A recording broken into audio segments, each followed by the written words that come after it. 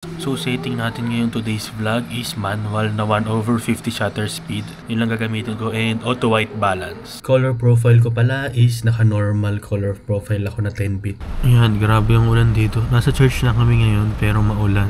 Grabe.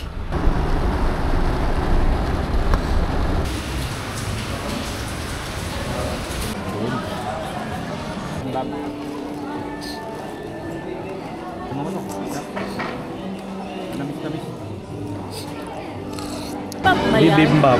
Ayan na ba? Basta pa lang. Anghang.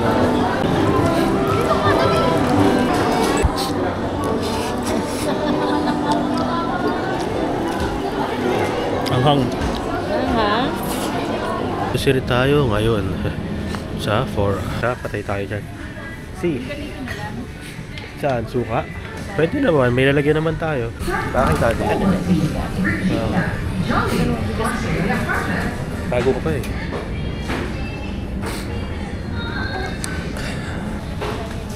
Mayonnaise. Tapos na kami mag-grocery ngayon. So, pauwi na rin kami after.